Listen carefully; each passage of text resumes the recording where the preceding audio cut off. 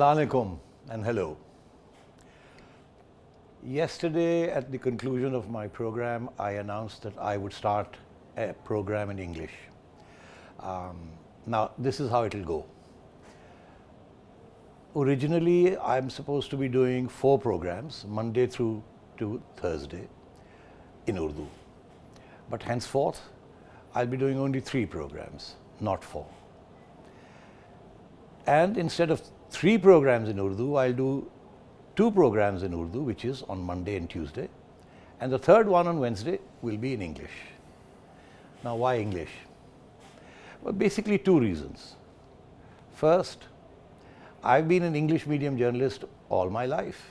I mean, even now, when I go outside this country or I give interviews to international news agencies here, I do so in English. And secondly, I have a lot of readers of the Friday Times out there who read it in English and who've been telling me for years that it's about time I spoke in English, or at least partly in English, on television.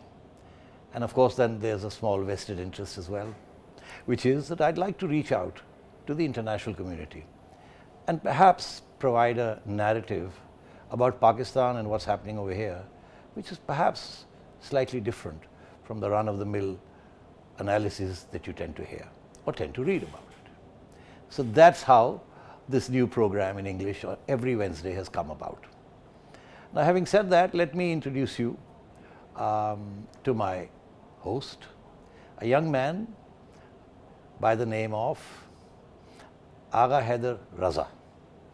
Hi, Agha, how are you? Good, Sethi Saab. How are you, sir? Yeah, just a minute.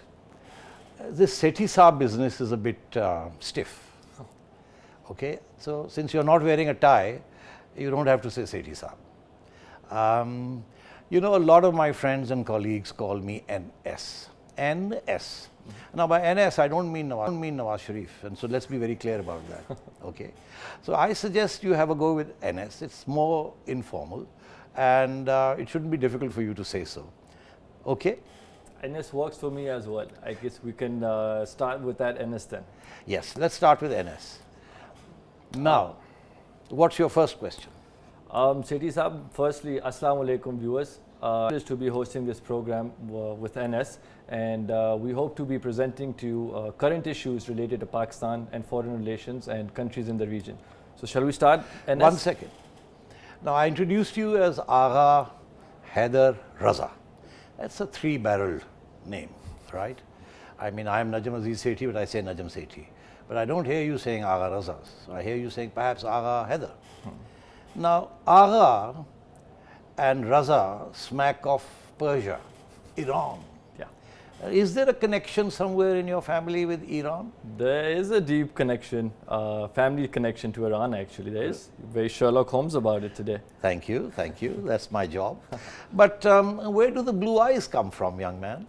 That I guess we'll have to sort of go off more on the blue eyes, though. But it is multicultural, though, my background as well, though. I see. A bit of a multinational we have here. Multinational, definitely. Though. Right. I think that introduction should suffice. So now you can, as they say, shoot off. NS, as this is our first show in English, I'd like to be talking about Pakistan's politics, the economy, and the region. Recently, the National Assembly just passed a finance bill with the PTI government. They just barely managed to scrap by, despite opposition, resistance from the opposition. How do you judge the economic performance of the PTI government over the last year? Yeah, that's a reasonable question to kick off with. There's a lot of statistical detail here, but I'm going to try and avoid that. The thing is that, if truth be told, this last 1 year has been pretty bad. This government has fumbled and stumbled from pillar to post. It's been completely unclear about its objectives. It's been taking U-turns at every corner. It didn't know whether it wanted to privatize or not. It didn't know whether it wanted to go to the IMF or not. It didn't know whether politics was in command or the economy was in command. And the Prime Minister Imran Khan seemed to be obsessed with running down the opposition. It really seemed as though he was still on a dharna of his atop the trailer, which meant that he was unable to focus really on the economy, even as the economy was crying out for attention. I'll just give you some broad statistics about what's happened in the last 12 months. I mean, the bare fact is that GDP growth in nominal US dollar terms fell by over 10% in 2018-19 fiscal year. Now that's saying quite a lot. In the last 30 years, since 1973-74, when we had a real bad year because there was no constitution, the constitution came in 73, and we'd just come out of the Bangladesh war and Mr. Bhutto was still unsteady on his feet. And we had a very bad year, and GDP in nominal terms fell fiscal year 73-74 by nearly 34%. And then we had a bad year in 2008-2009 when we were in transition. Mohtarama Benazir Bhutto had been assassinated, Musharraf had faced instability, and throughout 2000 and through that particular period, there was an attempt to get rid of Musharraf after the elections, impeach him, and so on and so forth. So the focus was on politics, not on the economy. And in that year, 2008-2009, GDP in nominal US dollar terms fell by just 1%. And now, after all this time, we have the GDP in nominal terms, in US dollar terms, has fallen by over 10%. So that gives you a macro framework in terms of where we are today and in terms of what we may expect from this particular government. Now, having said that, I can give you some more statistics about micro indicators. I've given you a macro indicator, but I can tell you a little bit more. I mean, for example, they've fallen short of their fiscal target by nearly 500 billion rupees, which is nearly 10% of their, over 10% of the target that they'd set themselves up, maybe about 4 trillion. Their exports, despite the devaluation, have actually gone down by 1%. Incredible. One would have thought that devaluation would have led to a spurt in exports, but that hasn't happened. Then we would have thought that devaluation would make imports more expensive, and so therefore real curtailment of imports, but significantly only about $3 billion worth of imports has been curtailed, which is again very little, about 3%. So the thing is that on the balance of trade and on the current account, there's been deterioration. There hasn't been any progress. Whereas that was the critical area. We were short of forex and we needed to spur exports and reduce imports and tighten up our gaps, plug them, and increase our reserves with the State Bank of Pakistan. We weren't able to do that. So that was the major thing that has gone wrong during this time. But having said that, there are other things that have happened which do not augur well. For example, inflation. Mengai, people talk about inflation cutting deep into their pockets. Inflation has gone up from about 6-7%, it's gone up to 12%, and the prediction and the forecast for next year is even worse, may go up to 15 or 20%, could start galloping, which could be a huge problem. So fiscal deficit is out, inflation is out, interest rates, which are important for businessmen who borrow money. Interest rates have gone up from about 6.5 to 7% to about 12.5%, and they may go up further if we fall short of our fiscal targets for next year. And so on and so forth. Large-scale manufacturing, which is a real indicator of the health of an economy. Normally, one would have expected a growth of about 3.5%, which is what's targeted for fiscal 18-19. But you will be shocked to know that actually large-scale manufacturing fell by almost as much, 3.3%. So that's the sort of thing that has been happening. There's a crisis in almost every sector of the economy, whether it's exports or whether it's imports, whether it's debt payments, whether it's borrowings, inflation, and the real cost of living has gone up for people, and the worst hit are the poor. So in this has been a terrible year, and one of the reasons for this is that this government, when it came in, didn't sufficiently believe in its own ability to run the economy. They had a so-called finance minister who was constantly at odds with the prime minister and with his colleagues and with international donor agencies, Asad Umar, and eventually they had to get rid of him. They couldn't make up their mind on whether they wanted to privatize or whether they wanted to run public sector enterprises. And there's a host of other issues over which there was constant wrangling inside the cabinet. There came a time when Asad Umar had to sit quietly in cabinet and hear Jahangir Tareen, who's out of the system, as it were, being called in by the Prime Minister to give you a briefing on the way forward in the agricultural sector, and so on. So my sense is, young man, that it's been a bad year. They've really messed up, and I hope that things will improve, and we can discuss that as we go forward. But it's a situation which is not cause for optimism. And as you've painted a pretty bleak picture of what the PTI governments and its allies and the economy over the last year, though. But given the fact that the IMF just signed off on a $6 billion package for Pakistan, how do you see the PTI's government performing economically over the next couple of years? Yes, well, they've set very, very stiff targets because that's what the IMF wanted. Now, in order to get $6 billion bailout package from the IMF spread over 3 years, $2 billion a year approximately, it's quarterly reviews in terms of performance, and there's the range of criteria for performance is enormous. It's partly political and partly economic. It's going to be almost impossible to meet some of that criteria. And I must tell you that they're expecting to increase taxes at an unprecedented rate, which has never ever happened in the history of this country. At best, we've been expecting a 10% increase in taxes, partly through to autonomous GDP growth. If you have a 6% or a 5% growth, the tax base automatically goes up. But this time they're expecting 1,500 billion rupees in additional taxes. And last year they collected 4 trillion. This time they're expecting to collect 5.5 trillion. I mean, it's going to be tough. And if they don't meet it, the IMF is going to grab you by the throat and squeeze you. And then they're going to put political conditions. And the political conditions all will have to do with regional politics, which we'll discuss as we go on. So my sense is that it's going to be a hard grind. That's the first challenge. But now that you've said, how do I expect them to cope with the issues? Let me tell you, broadly speaking, some of the good things that they've finally come around to doing. If they had done these last year, things might not have been so dismal today. Like, for example, like what? They weren't clear about giving an amnesty.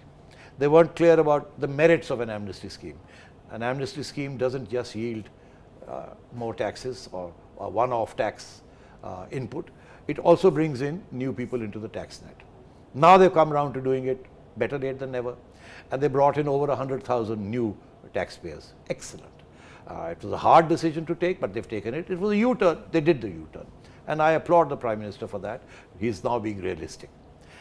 In addition, they've raised about 70 billion rupees, which is again good. They need every billion that they can get is important. So that's good.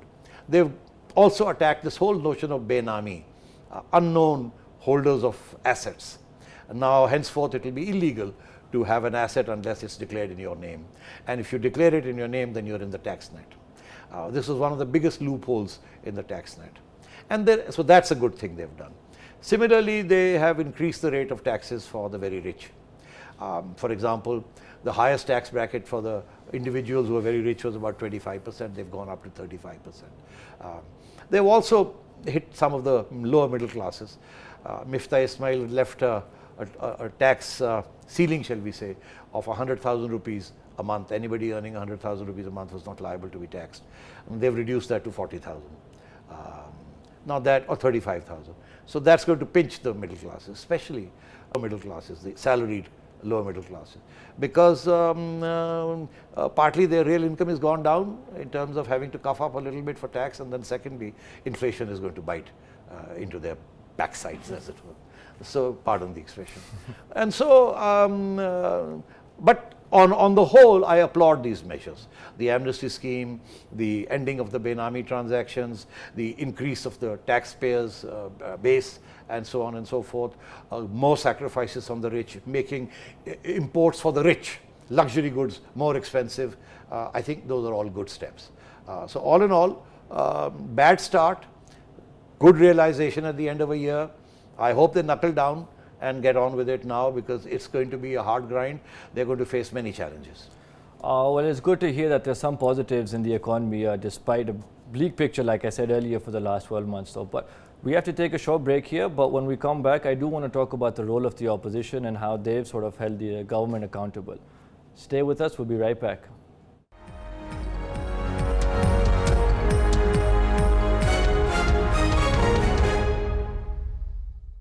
Welcome back. Enes, we were talking about the economy of Pakistan, and even though there were some negatives in it, there were also some positives, as we discussed towards the end of the segment. But I do want to switch gears here and talk about the role of the opposition. There was a multi-party gathering recently where they tried to sort of see how they can hold the government more accountable. How strong do you see the role of the opposition? Do you think they'll be successful in destabilizing the government? And what government tactics do you see the government using against the opposition to hold them in check? Yes, well, you know, from day one, the opposition's been on the back foot. It began with Asif Zardari doing a deal whereby, in exchange for getting a free hand in Sindh, where he won a sizable number of seats and was able to form a government. There was no intervention there. And he helped them dismantle the Nawaz government in Balochistan and enabled them to elect Mr. Sanjrani from Balochistan as the Speaker of the Senate, denying an opportunity to the Nawaz League to get their own man in. Now, both were critical for various reasons, but the Senate speakership was very important because, except for a money bill, all other bills passed by the National Assembly have to go to the Senate for approval. And the Senate can delay them, hold them, and have them amended, and so on and so forth. So if the Senate was squarely in the control of the opposition, that would have created problems for government. Now, but with the chairman being on the side of the government, it's not so easy for the opposition to bully him into agreeing to all their demands. Having said that, Mr. Zardari was, shall we say, not keen to take on the government. He was hoping to have a clean 5-year ride. But Mr. Imran Khan had other ideas, regardless of whatever deal he may have done before the elections, or indeed after the elections. Because, you know, he did not help the Noon League put together a government in Punjab. If they had joined hands, they would have had a joint government in Punjab. They could have had a joint government in Islamabad also, if they had come together. So Mr. Zardari basically copped out. He thought he had a deal, but he was wrong. In time to come, Mr. Imran Khan put so much pressure on him that he's ended up being behind bars. And over and above that, a lot of his cases have been revived. And the Sindh government is under enormous pressure. And now the stalwarts of the PTI, Imran Khan, led by Imran Khan and the Prime Minister, are talking about governor's rule or forward blocks, or horse trading and ousting the PPP government in Sindh. So, you know, that the sword of Damocles is hanging over his head. And then, of course, there are all these cases against him. So he's not been able to take a tough line, having made an earlier wrong decision. Now, this has hurt him, but it has also hurt the prospects of unity between the various diverse sections of the opposition. In particular, the Nawaz League has suffered. If they had joined hands with the PPP, they might have got somewhere. They might have been able to stave off the assault, the political assault of the government on the Noon League. And, but that hasn't happened. So at the end of the day, it took them almost a year to come together to think in terms of a combined opposition moot to determine what next. Until now, they were just sitting back and giving the government a free ride, as it were, mild criticism in Parliament, not least because the Noon League had differences amongst themselves.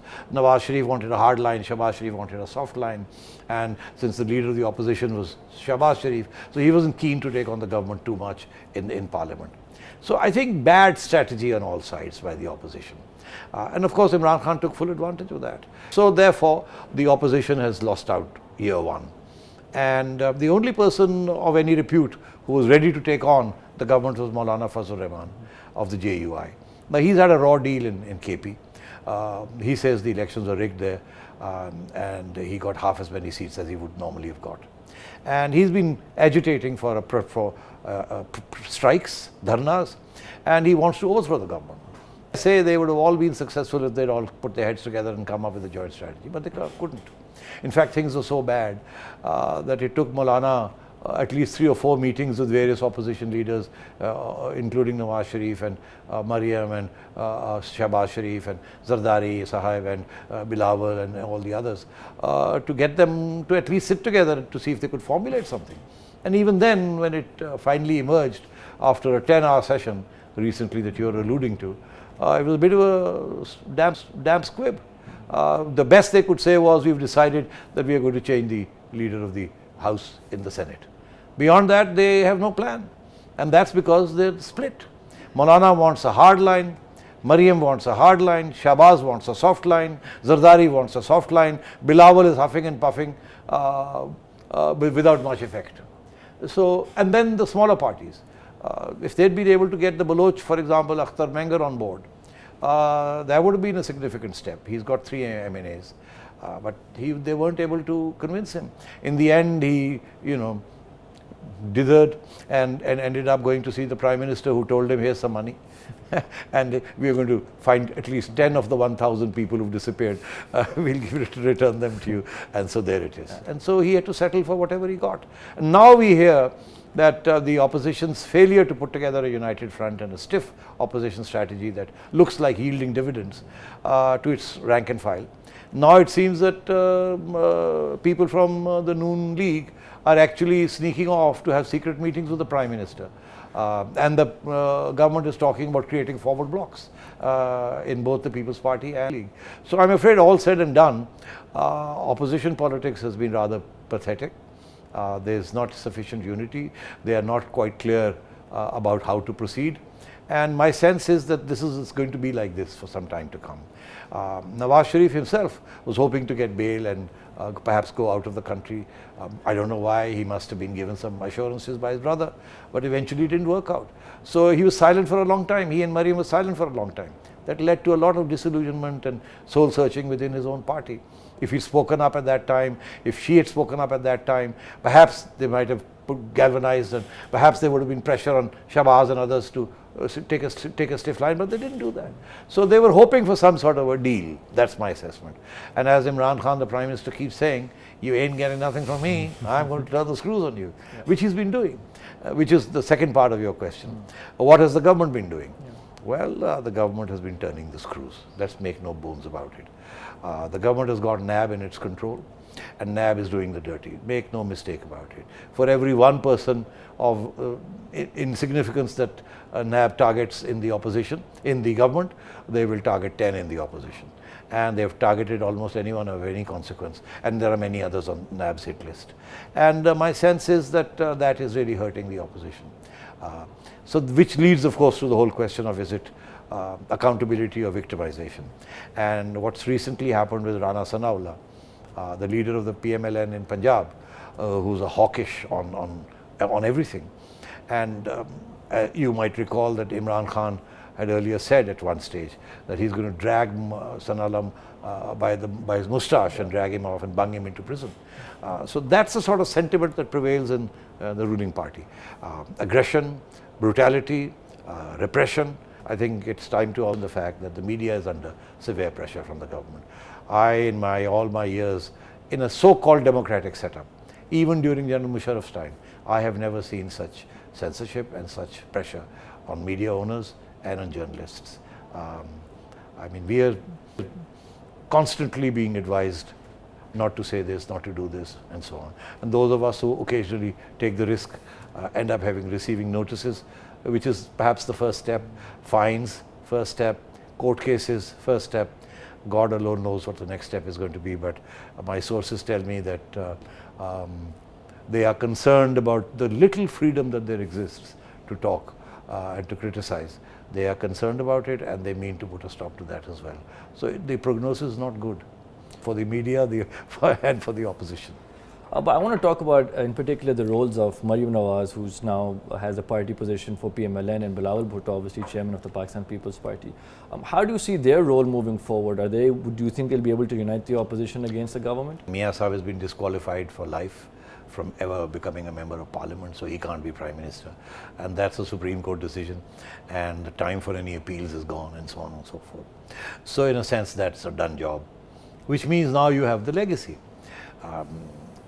You have one legacy as far as Zardari Sahib is concerned. That's his son Bilawal. Bilawal has now come on stage and is beginning to take a front seat. And Zardari Sahib is beginning to retreat into the shadows. Occasional one-liners here and one-liners there, but Bilawal is doing the talking. He's doing the talking in Parliament, he's doing the talking with the media, he's going to meet opposition leaders, he's going to see Maryam Nawaz Sharif, he's had meetings with them, so he's doing the works, he's meeting Maulana Fazl and so on. And of course he's guided by his wily, cunning father. When push comes to shove, you can always tell that Bilawal will go but will not cross the red line. So that's Bilawal for you. But I dare say age is on his side, and if the People's Party is able to retain its support base, especially in Sindh, then he has a role to play. In the long run, my sense is Sindhi nationalism is strong, and whatever the government may do in terms of horse trading and in terms of ousting the PPP from power, given a free election, which happens every 10 years in this country, you can't resist it. And whatever they may do, that will happen sooner or later. The People's Party will come back. They have given the blood of several martyrs, and so therefore that vote bank is alive and kicking. And so my sense is Bilawal will play the role of a political leader as far as the PPP is concerned in the future, at the very least. At the maximum, if he's able to come out of the Zardari shell, if he's able to put distance between himself and his father, and is able to fashion new policies, I think he has a bright future, if he's able to do that. Come to Maryam. Maryam is outspoken. Maryam is spoken. She has now sided solidly with her father, and Maryam has a role to play. She's young. Whatever they do to her, whether they arrest her, whatever they do to her, it's going to be very difficult to disqualify her, even with this suppressed judiciary. And my sense is that the vote bank, Nawaz Sharif's vote bank is intact. He's become a bit of a martyr. And if something were to happen to him in prison, a bigger martyr. So she will inherit a bigger legacy in that sense. She's brave, she's outspoken. People in this country have voted for women who are brave and outspoken and pretty, if I may say so, and young. Mohtarma was exactly that, 35 years when she first came back. So my sense is both of them have a future. It's going to be tough for the next 5 years, at the very least, maybe more. But my sense is both are here in for the long haul. And as well, it seems that the government, or the opposition rather, is pretty fractured at this point. But let's see if these two young leaders can bring together the opposition and give a tough time to the government. When we come back, because we have to take a short break right now, but when we come back, I want to talk about the international affairs of the country right now. Stay with us, we'll be right back.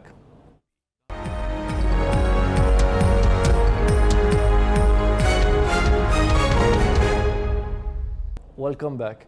Enes, we were talking about a fractured and splintered opposition before the break, but I want to switch gears here and move to Pakistan's international relations. We have very icy relations with our neighbors on the west, Afghanistan and Iran, a very hostile relation with India on the east, and an up and down relationship with the United States, and somewhat of a strong relation, you could say, maybe with China though. Where do you see, how will these relations play out in the next couple of years, so especially with the western and eastern borders of Pakistan? My gosh, in 15 minutes you have asked me a question that will take me a day to answer, which means that relations with each of these 5 areas or countries that you mentioned, I can devote 3 minutes to each. Okay, here goes. Afghanistan. Without delving into the long history of conflict there, we have now arrived at a situation where the Pakistani establishment is saying that they are able to get the Taliban to agree to some of the terms that the United States is demanding. In principle, the United States wants the Taliban to offer a ceasefire, and in return, the Taliban want the United States to give them a timetable for withdrawal. Next step will be the presidential elections and the arrangements for the way forward. But they haven't got there yet. The Taliban are still talking and fighting. Every second day you hear of big attacks. I mean, last week there was a huge attack in Kabul, over 50 people killed.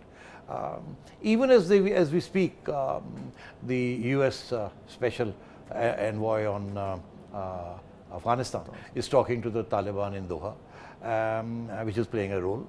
And the signs that we are getting, the vibes that we are getting are all positive. We have now backtracked a bit in terms of our original positions.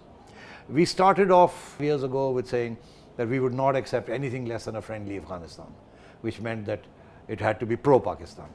Then we said, okay, we'll accept an Afghanistan that is not unfriendly towards Pakistan. Now we're saying we'll accept a stable and peaceful Afghanistan, and we want to play a positive role, and we've abandoned the whole notion of strategic depth and so on and so forth. Which is to say that the new military establishment is retreating on some of the old strategic imperatives of its predecessors, which is good, because without that there will be no progress. And the United States is keen to have a smooth withdrawal from Afghanistan without leading to the collapse of the Afghan state, so that there's a good transition mechanism in place. And they certainly don't want terrorists to be roaming around Afghanistan posing a threat to the United States. And we certainly don't want them posing a threat to us. Don't forget, the Daesh is very much alive and kicking in Afghanistan. We don't want them turning their guns on us. And of course, you have the Pakistani Taliban who are holed out in northern Afghanistan, who are launching terrorist attacks against us. And then you have proxies supported by India and the Afghan intelligence, like the Balochistan Liberation Army and so on and so forth, who are feeding off genuine grievances, in ethnic grievances in Balochistan, but of course now have bigger agendas which are inimical to the Pakistani state. So you have this difficult situation. But all my sources are telling me that there's scope for some optimism. We shouldn't be so negative about it. And the Pakistanis are now going to help the United States put together a broad front of Afghans who will work with the Taliban to create the way forward. So the outlook is not as negative as I might have said it was about 6 months ago. So on the whole, there seems to be an effort at a patch-up, and a strategic patch-up between Pakistan and Afghanistan, and Pakistan and the United States on the issue of Afghanistan. Come to India. The Pakistanis are bending over backwards to appease, shall we say, Narendra Modi. The recent episode was not good. It led to acute tensions and ratcheting up to such a level that the international community got concerned.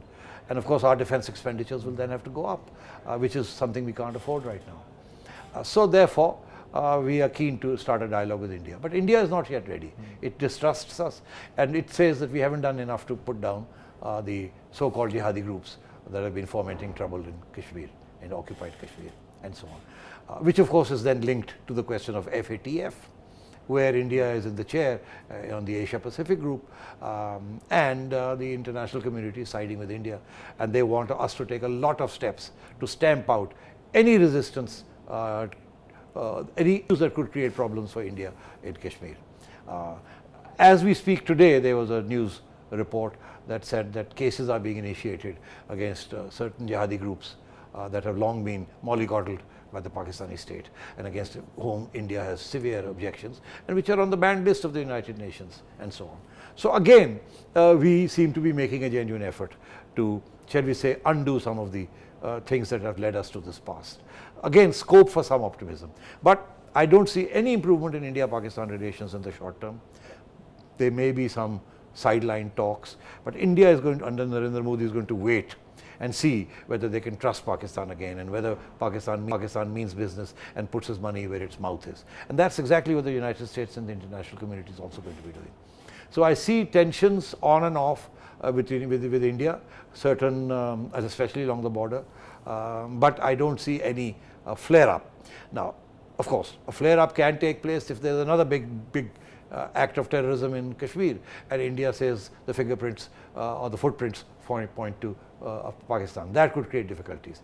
My sense is that every effort will be made by our side to make sure that that doesn't happen, which of course means that some fine treading and perhaps some behind-the-scenes cooperation with India to ensure that something doesn't happen there which derails the slow progress on peace offensives by us. Come to Saudi Arabia and Iran, I think that's an ongoing work in progress, which is linked to Donald Trump's attempts to knock out Iran's nuclear program and to diminish Iran. We seem to be caught in no man's land. The Saudis are giving us money to side with them. The Qataris, who are on the side of Iran, are also giving us money not to side with them. And of course, we are dependent on Iran. We would like Iranian oil and gas. So we are caught in a bit of a bind. And I think we'll be able to tread that fine line we will not take sides. But in the event that the Americans launch a war on Iran, we will be in a very difficult situation, and I can't really predict what will happen. As far as America is concerned, now that's the real issue. We've had a bad relationship with America in the last 5 years, ever since the Americans began to say do more to help us in Afghanistan, and we weren't doing it. And then they cut off aid step by step, and the last step was they cut off coalition support funds. $300 million was the last straw in the back that broke the camel's back, as it were. We've now tried to rebuild that relationship, and the rebuilding process is based on our help to the Americans in Afghanistan. And I think if that comes through, that will be a major development. We hear that we've been able to get Donald Trump to meet with Prime Minister Imran Khan, and when he goes to America in the next near future.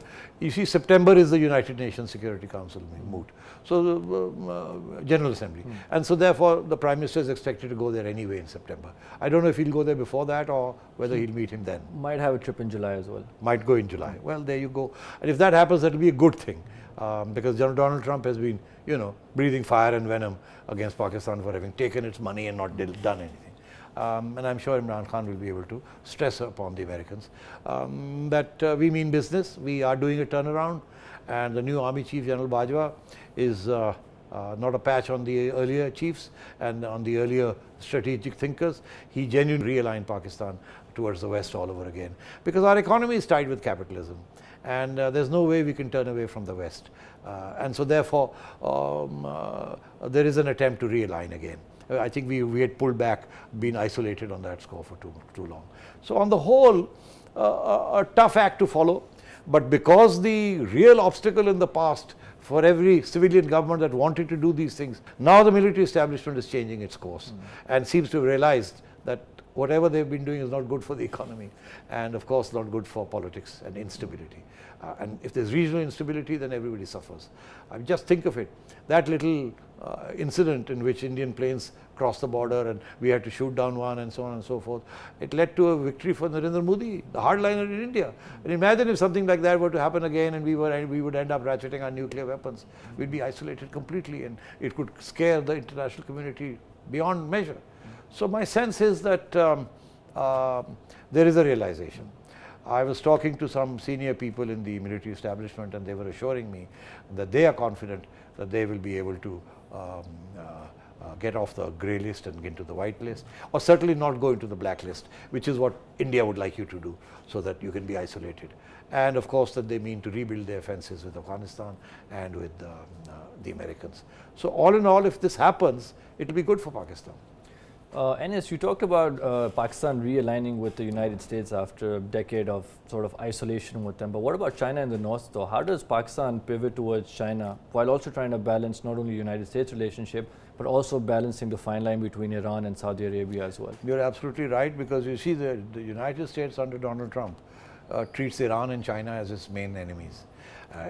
China in economic terms and Iran in political terms. And the Americans are into trade wars right now with the Chinese. They're also trying to circumscribe China's trade routes.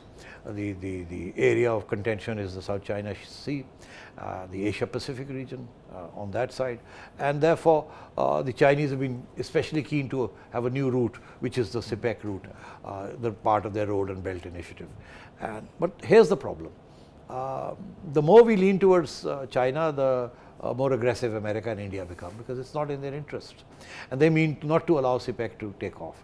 But now what we have done is also something which I would say is inadvisable. The new government has come in and put CPEC on hold. Now there were two dimensions to CPEC. The first dimension was loans given to the government of Pakistan for various infrastructure projects. And the second was investments by the Chinese in power projects and so on. So what's happened is that there's a freeze right now on further Chinese investments in Pakistan. And the Chinese are extremely unhappy about the state of affairs. I can tell you on authority that CPEC is frozen for the time being, and Chinese investments are frozen. I can tell you that there are being asked in the corridors of power in Islamabad, and the PTI hierarchy about some of the projects the Chinese have invested in, because the assumption there is that the rates the Chinese got, the profit rates or the power rates and so on and so forth, were exorbitantly high, which would suggest that there was corruption built into some of those projects, power projects and others, where if the rate is so high, you might assume that part of it is going as commissions, which is why now the government is going to start investigating some of those projects, which the Chinese won't like. And the minute that happens, the Chinese will withdraw. So we have a serious situation developing with China. The good news on this front, of course, is that the army has stepped in. The Pakistani military, which values its relationship with China and doesn't want to rock the boat, has stepped in. And they have now said that let's create a new secretariat for China economy projects, and the army wants a seat, a ringside seat, which Nawaz Sharif was reluctant to give them. He wanted the entire thing in his own hands. The army has now got a ringside seat. So I think that's part of the problem with China right now. So the Chinese are going to be looking very carefully at how Afghanistan pans out. Chinese want long-term interests in Afghanistan, extraction of minerals, pipelines. The Chinese are afraid that if America comes back to Pakistan in a big way and if hostilities begin, the China project could suffer. Gwadar is a problem, and so on and so forth. So I think China relations are a little unsettled. Relations with America are better, getting better. Relations with India remain unsettled. Relations with Afghanistan are marginally improving, but slowly. Iran are on freeze. Things could explode if there's a bad situation out there. Saudi Arabia is investing, but cautiously, because Saudi Arabia realizes your difficult situation, and when they wanted your help in Yemen, you weren't able to give it to them. But your military has a close relationship with the Americans, with the Chinese, with the Saudis. So the three core areas, you're okay. Well, Anas, unfortunately, that's all the time that we have today. I wish we had more time because it's been a very informative discussion on the first English program for the Najam Sethi show. That's all the time that we have for today. I will be here next Wednesday, but Mr. Najam Sethi will be here back in the Najam Sethi show on Monday. Thank you for tuning in and give us your feedback. Good night.